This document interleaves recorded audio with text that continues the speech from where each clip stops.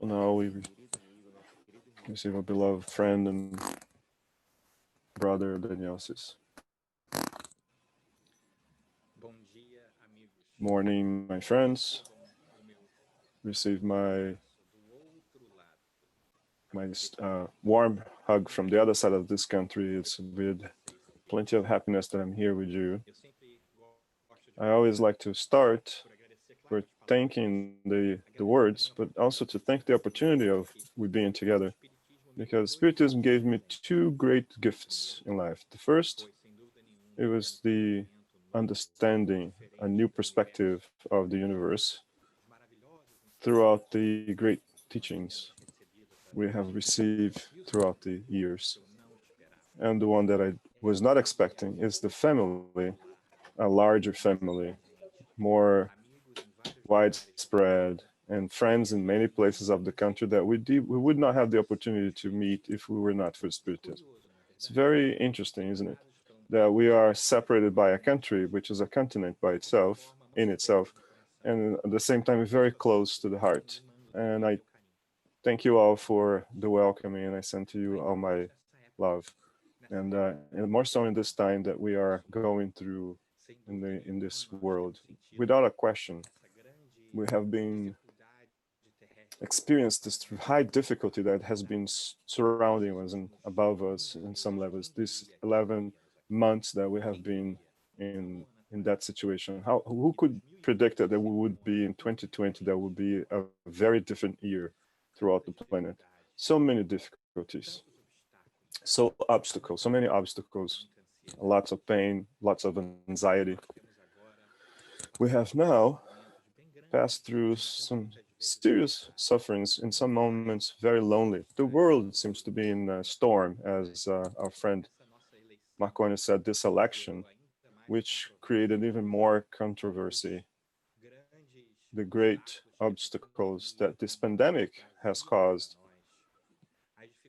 the difficulties of the perspectives, social perspective, in which some of us, in accordance to the color of our skin, are treated differently than everybody else.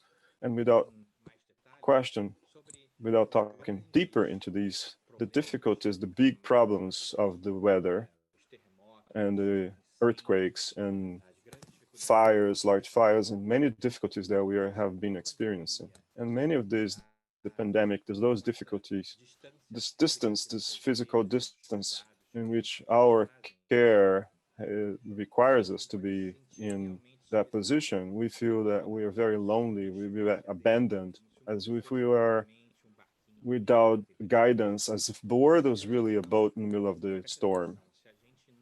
And if we don't pay attention to all of this, we can really fall into desperation. And we were worried about the world and worried about ourselves and about our families. And they are sometimes so far away from us. And it's really hard for us. And the objective reality of the world today is not very good. Although there are great reason for happiness, and there are reasons as well for our heart to be in calm in our hearts, and we can breathe in and breathe in without anxiety, in peace, because there is somebody who is really guiding our destiny. And today, for a few moments, I will go back to a story from the gospel.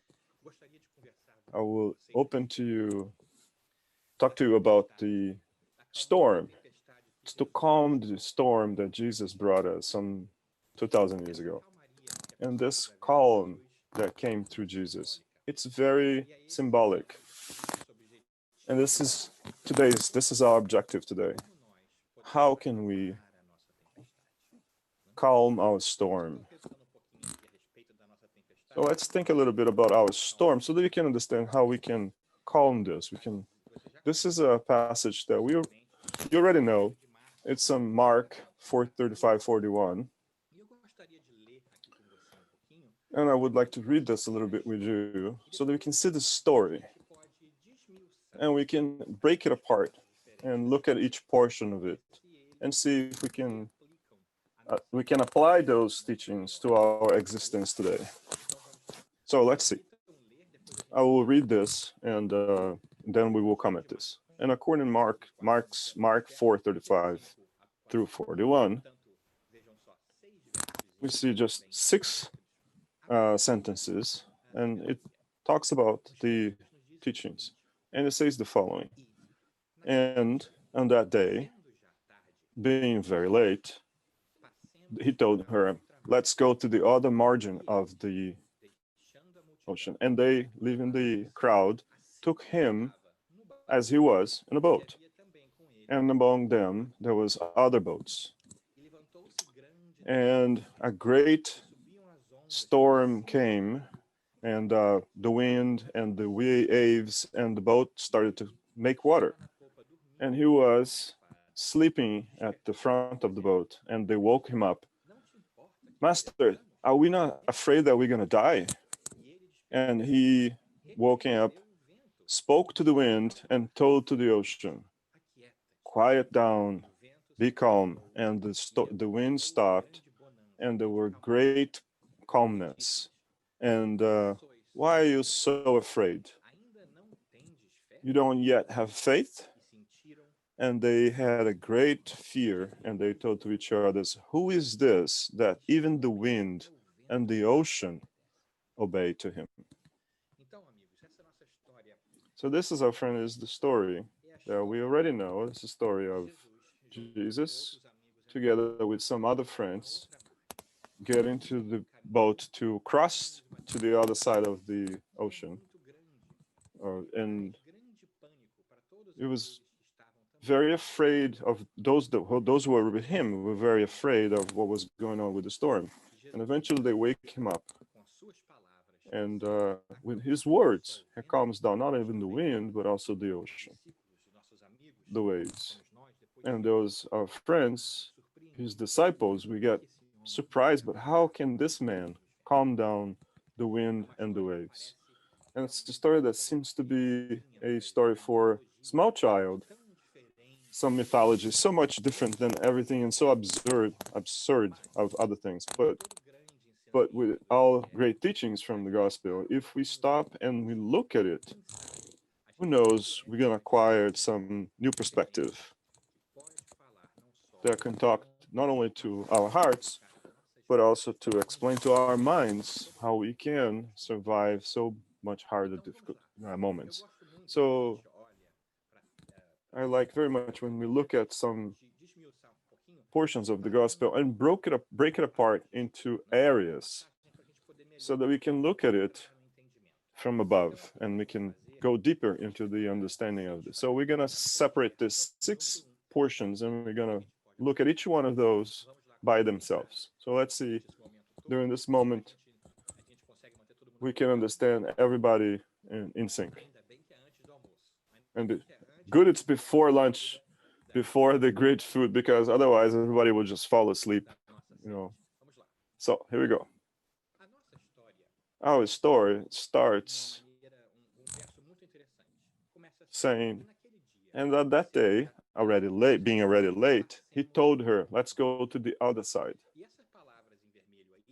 And the words is his words. Those in English is Jesus. In red are those that Jesus spoke. It's let's go to the other side. It's how this happens, because look at how this happened. That day already being late. Why would Jesus would call us to go in the ocean, in the sea, not the ocean, the sea, to go across the sea to the other side? Why would he ask anyone to go into a boat without GPS, without a late at night? It's a strange act. The usual scenario is that we go out in the ocean and into the sea when the sunlight is still with us, not at the end of the day. Why would Jesus, in his perspective of being our oldest brother, the teacher, he would tell us to go at the end of the day on that specific afternoon? And we look at spiritist perspective, and we see the need of the evolution, not only our evolution, but that of the planet. But it's a perspective, a different perspective happens in this verse. Let's go cross the sea, cross the ocean now because it's already late. We are a little bit late in our progress, in our evolution, and it is necessary at this moment, without we waiting any longer. It's need that we go across the ocean now because we had the opportunity to go and advance, and we did not take that. We did not take all the opportunities that were given to us in a way that we can really go across to the other side.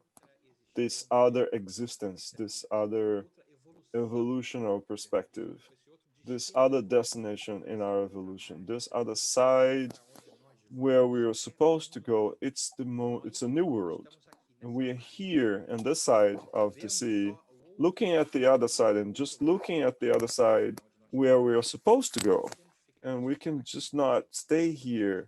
It's necessary for us that we go into the ocean and we go ahead, we go forward, so that we can reach the other side, the other place, which is better, that better life, this better situation.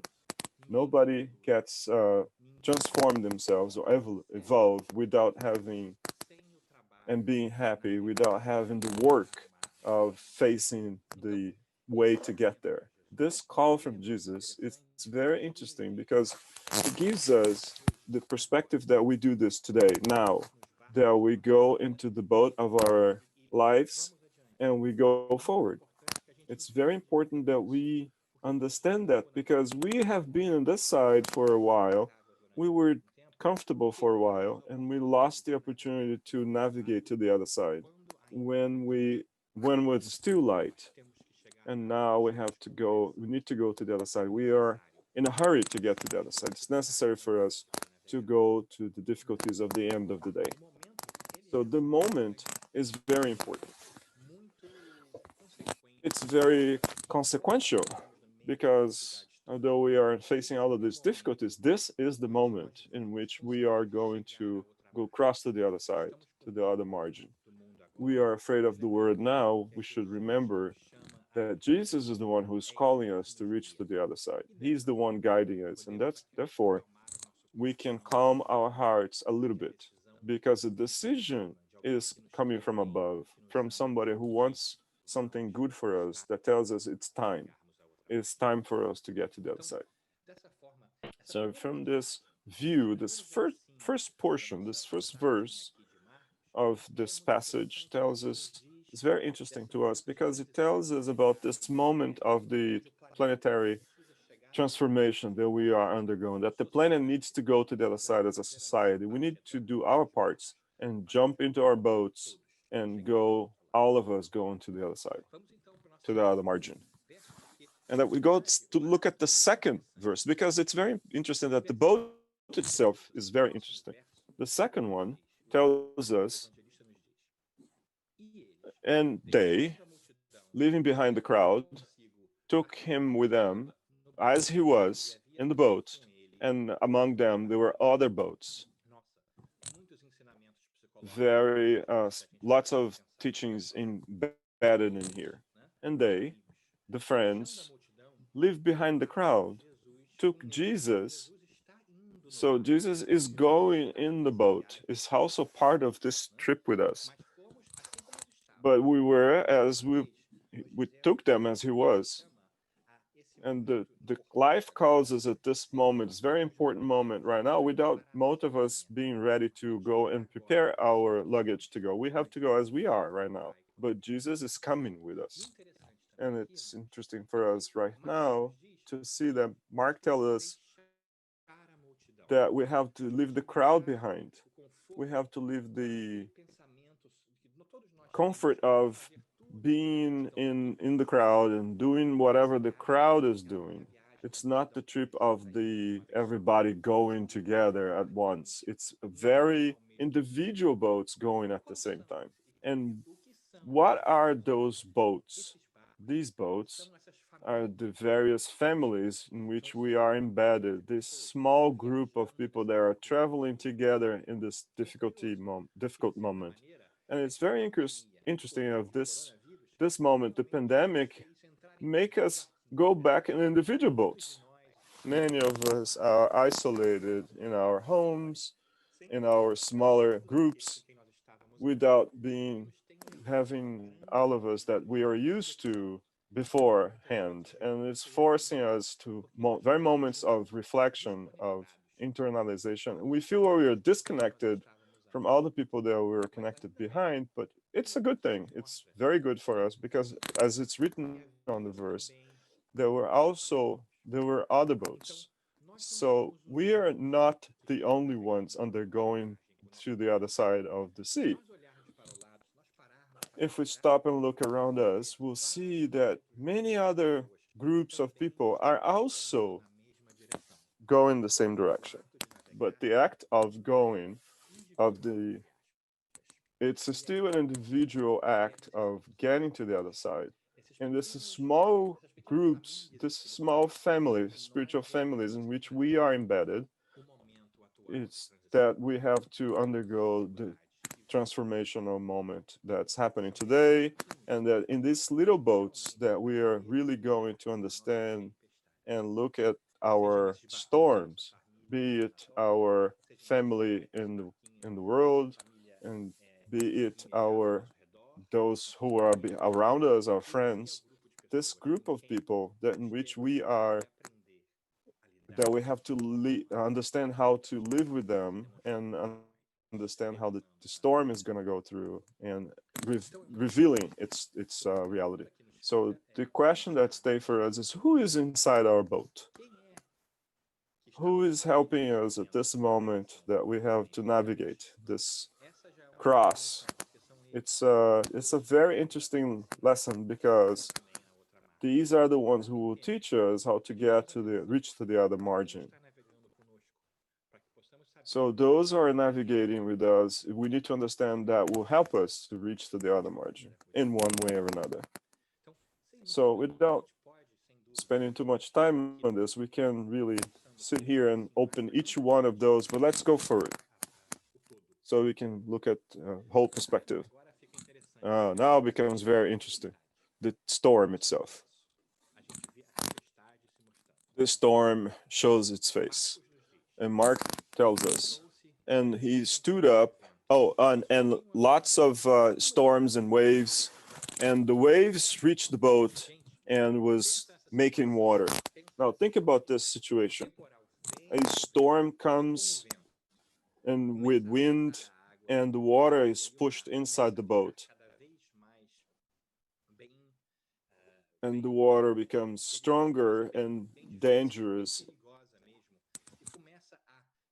and starts to hit the boat. Remember that the boat back then is not the boat of today. It's a small boat. It's a boat without lifesavers. It's a boat made of wood, make a very short trips. And these waves should have shaken the boat and to the point where they were really worried that it will sink. And the lesson of this moment is not the reality in which we are going through. We in our boat, with all of these facts, all of these things happening around us, all of these difficulties hitting us as waves, as if we're going to um, break apart, as with so much difficulties of the pandemic in one side, social situation on other sides, economic problems hitting us. It's the family itself and the death and afraid of death hitting us from behind. All of this at the same time surrounding us, preventing us from breathing and making us anxious for our lives and for the lives of those around us. And this fear, this anguish that leaves us very preoccupied as we move forward. And we forget our reality, our spiritual reality, because the water starts to seep in and makes our life harder and much harder to navigate. And it's understandable at some level that we are almost without direction. We go in so much anguish and anxiety that we and fear that we lose our perspective of reality. And at this moment, this storm in which we are in, the wind hit us, the winds of the different thoughts and changing our lives in our ocean, internal ocean, and we think we are going to sink. It's possible that we're going to sink if we don't remember that there is someone in the boat. And who is the boat? Oh, number 38 tells us a little bit about the situation. And he was at the front of the boat. He was sleeping at the front of the boat, and they woke him up saying, Master, aren't you afraid that we're going to perish? In this story, while the disciples were trying to avoid the ocean, to avoid the waves and the wind and the difficulties, who is asleep very calmly in the boat? Jesus. How can Jesus be asleep in the boat in the middle of a storm? How can anyone be asleep with some level of awareness, sleep in the middle of a storm? Imagine the picture, everybody afraid that they would perish, and Jesus very calmly asleep, very relaxed, very comfortable sitting in front of the boat, the back of the boat, back of the boat. So we only sleep when we are very calm. We are tranquil with our consciousness. We are calm with our imbalance, with complete harmony with everything else in life. Jesus, this spirit, which is way more evolved than all of us, he was calmly asleep because he understood that reality of the perspective, the physical perspective, but also of the spiritual one. He knew that even if in the middle of that whole storm, the worst happened, the worst thing would happen, even if the life were lost at that very moment, we would never be who we are. We would never stop being who we are because he knew the reality that he was in. The fear, the storm, the physical difficulties, the difficulties simply didn't exist because he was calmly, very aware of the other margin. He knew he was going, and he knew we'll reach it. That's why he was calmly asleep. He is complete harmony with God and with the laws of the nature. And he knows that all of these are simply obstacles, very temporary obstacles in our lives. Jesus sleeps where? He sleeps where? In the back of the boat. Because we forget of Jesus sometimes. We cannot put the boat in front of the boat. It's usually behind in our boats. And we individually cannot yet put him in front of our thoughts. His example, his greater example, is not yet inside our hearts in such a way that we can say, very calmly say, that we try to live in accordance to what Jesus tells us. He's just a thought. He's a thought that comes to us sometimes only when we are in the middle of the storm. That's why he's behind in the back of the boat. And it's needed that we bring Jesus in front of our boat.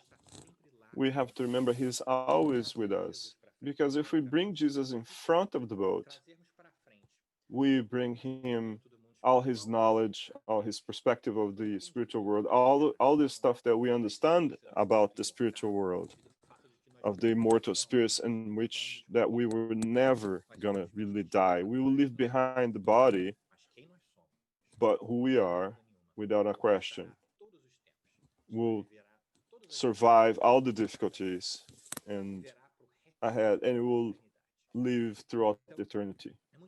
So it's very interesting to see the symbol of Jesus in the back of the boat. And also interesting is the question that the disciples asked. They wake him up in desperation, because it's in desperation that we remember Jesus in the boat, that we in the difficulty, we start to think about Jesus and God, and we remember, because in the happy moments we sometimes forget God, and we go, Master, aren't you afraid that we're gonna die? So we're here suffering, and you were doing nothing. You're not afraid, or you're not worried about that we will lose it, that will perish.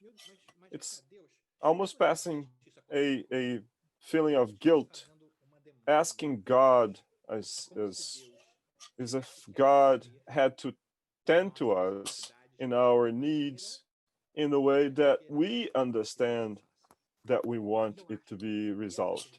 And I think this question is very interesting because it reflects our perspective, our mindset, and we're still waiting that God will do our existence in the way that we want it. We expect that God serves us in the way that we want it.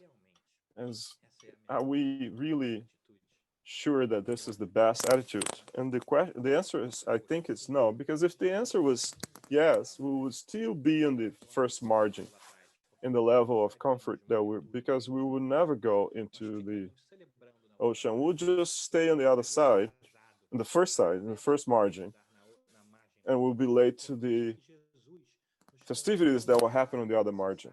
And that's why Jesus tells us it's necessary to go into the boat, that we need to depart and come out of this attitude, this behavior that we had in the past, so that we can go forward and grow with it and learn how to navigate. Because after all, boats are made for navigation. They are not made to stay in the margin. We were made to grow and see a new world. And it's necessary for us to go into the ocean, to go into the sea, and to think that God is supposed to calm our difficulties for us. It's maybe the right perspective.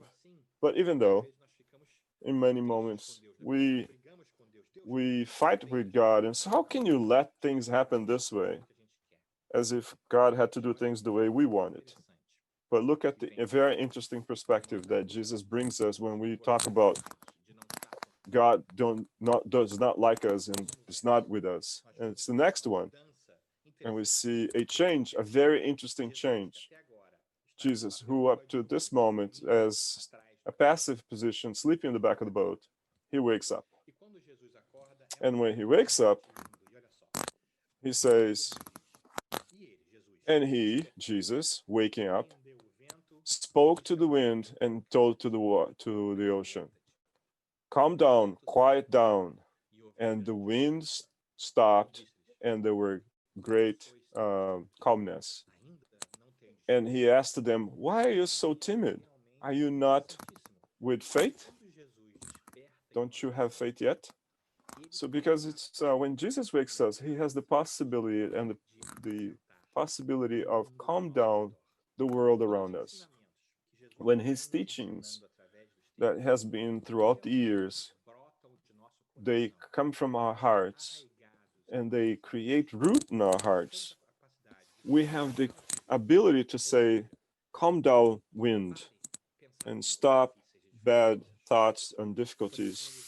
We can also say, calm down difficulties of life, because we know how to think and to proceed in a different perspective. When we understand this reality, we can change our perspective, because the wind calms down, and the great calmness that happens when we transform our thoughts and changing our way to look at life, we can change the storm and calm it down. But in order for us to calm down the storm, we have to look at there are two storms at the same time. The first is the storm that happens external to us, and the second is the internal one. In many moments, we think only in the outside view, the facts of the world around us, and we forget that in reality, what determines the impact of the external storm is the internal storm within us. And we can talk that we are in calmness internally, even though there is a great storm surrounding us. Jesus was asleep in the back of the boat, right? He was calm because the storm internally to him was very calm. There were no storm inside him. So therefore, the difficulty around him, the difficulties that the world poses to us, is not as important. So his invitation, Jesus' invitation, is that we calm down our internal storm. It's when we change our view of the outside world, we understand it, the outside world transforms itself. The ability to change the things around us is within us, in our thoughts, in our hearts. And we understand our position, our place in the world, and that we see that we are beyond matter, our bodies, that we are immortal spirits who have had many experiences in the body, and we're going to have many more. And we are just going through the difficulties of the world, and our impact from it diminishes very much. And it doesn't mean that we should not be aware of things that are happening around us, but it has to tell us that as we see in this perspective, the broadened perspective, which are presented to us through Spiritism and the understanding of mediumship, our perspective of life changes. We know very much that life after death is a reality. After all, we talk to the spirits.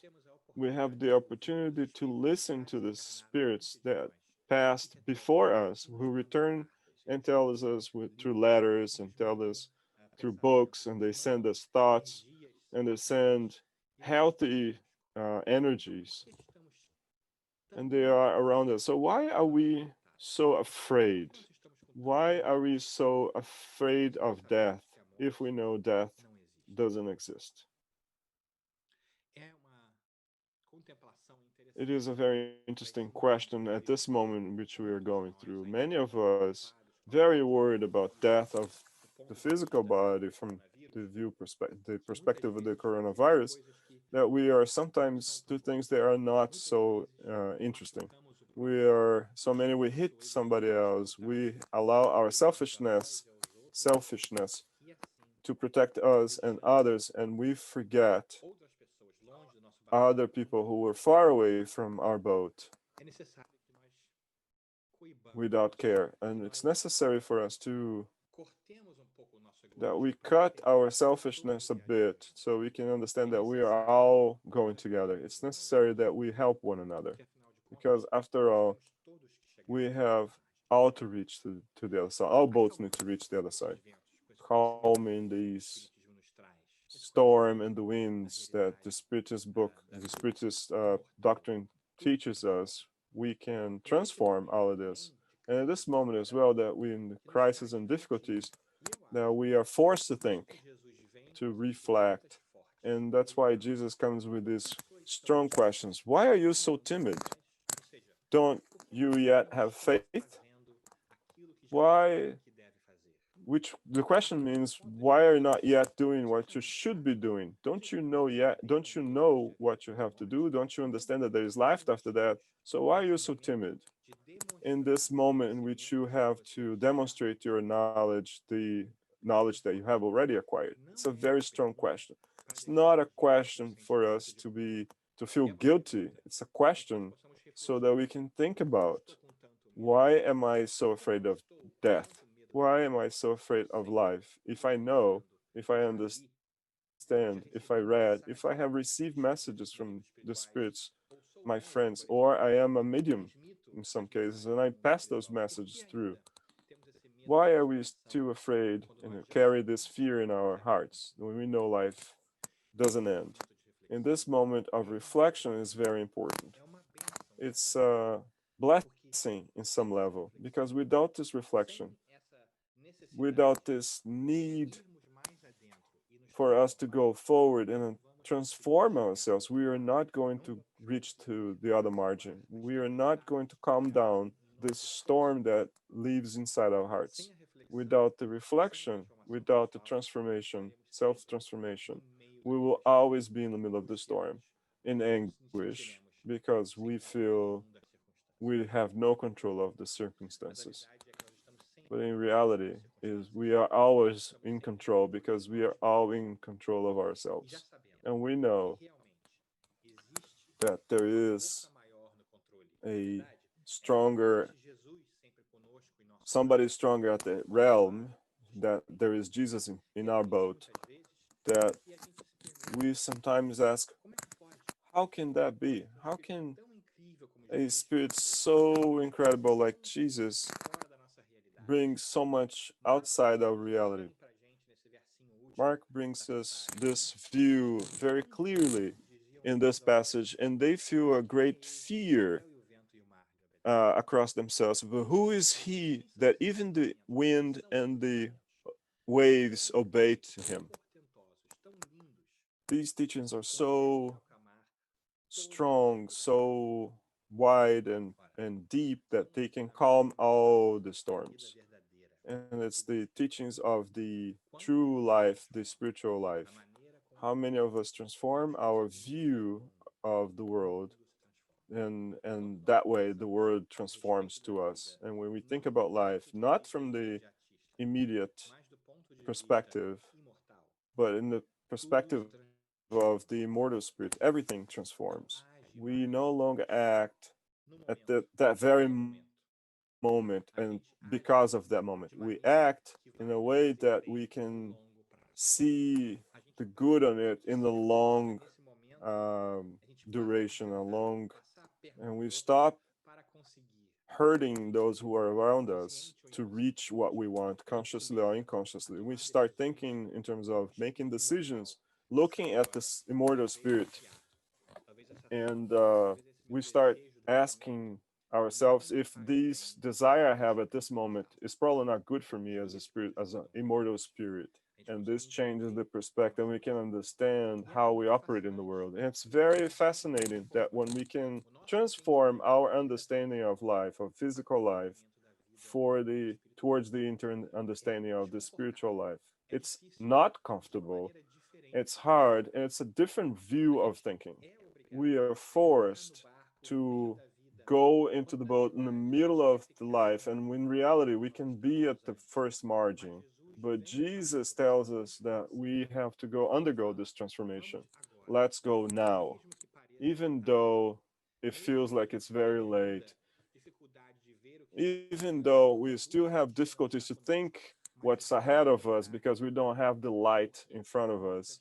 But we're gonna go into this boat because we have been for the longest time to go forward and enjoying the easiness of the day. But it's necessary for us that we are immortal spirits, and we have to understand that we are here to evolve spiritually and to learn new things and to grow, helping one another.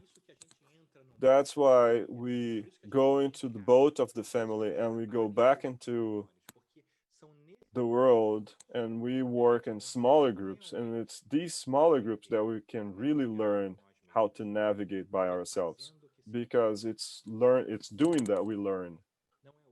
It's not reading, but it's really applying the knowledge. It's taking the realm of our lives and deciding how we're going to face the storm.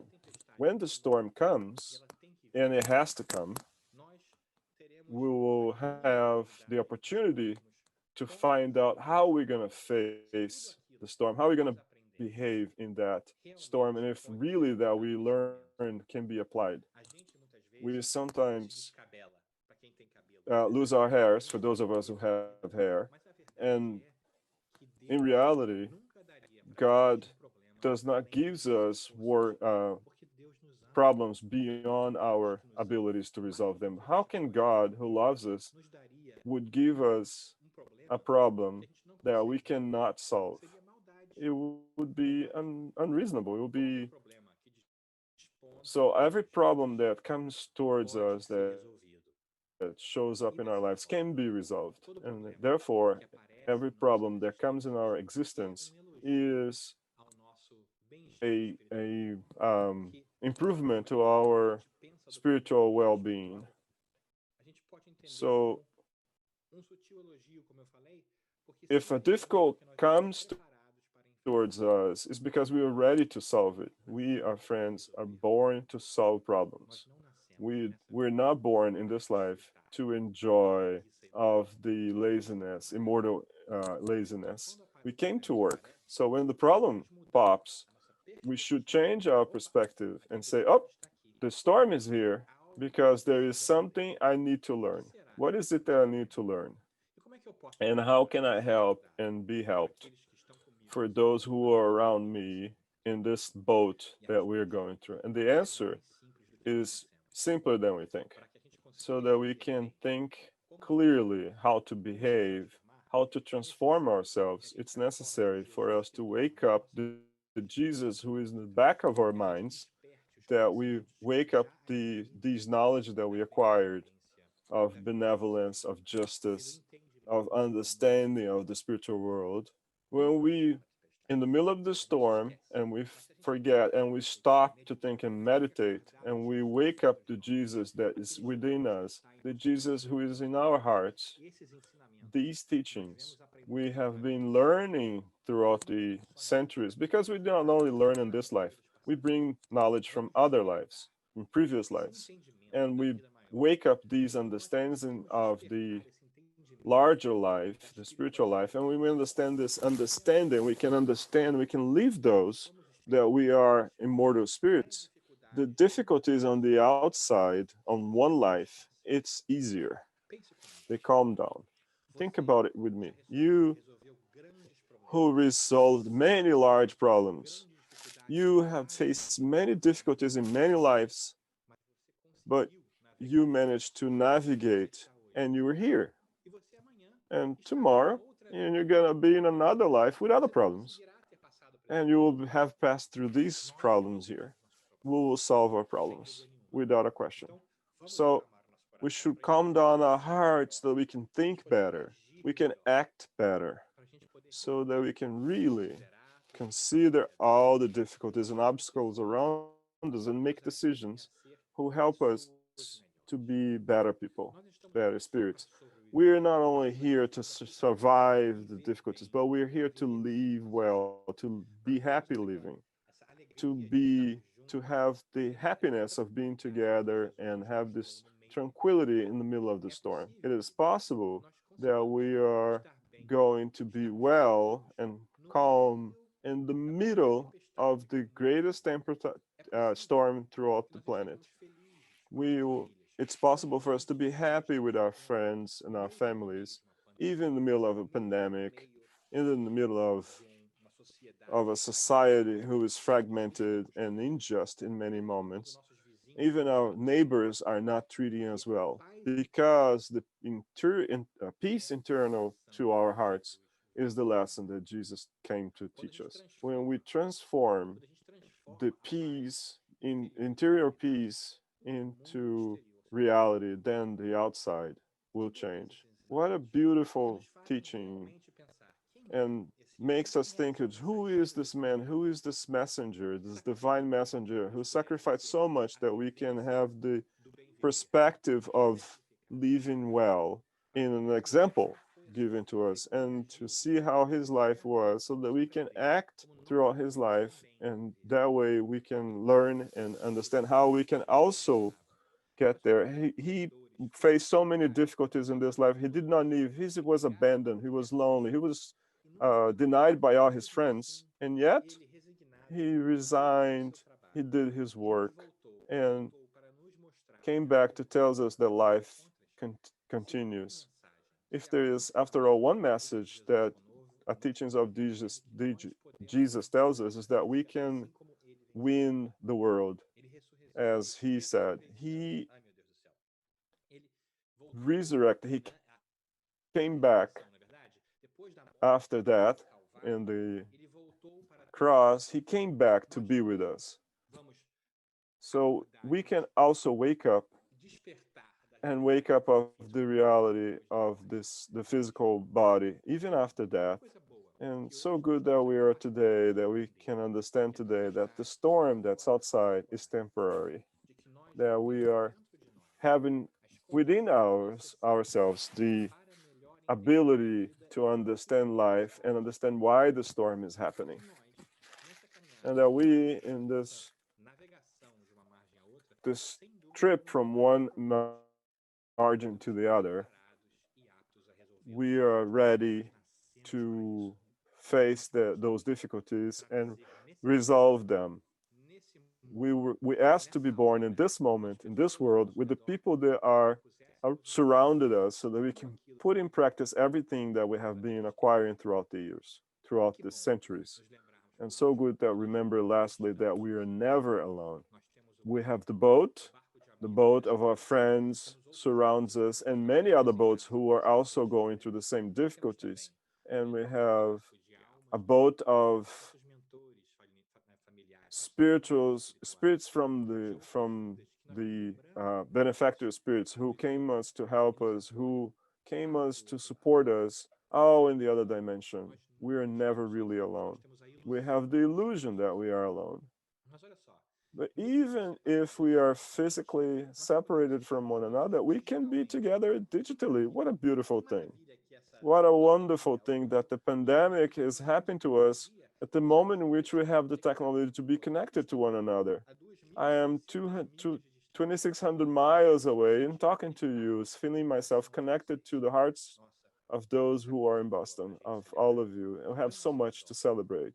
Look around you, and you have masks, respecting one another, helping each other. Remember that you are not alone. What a wonderful thing. Very happy to remember that Jesus calms down all the storms and teaches us how to better live, how to put in as an example all that we learn from him. That is important that we remember at this moment.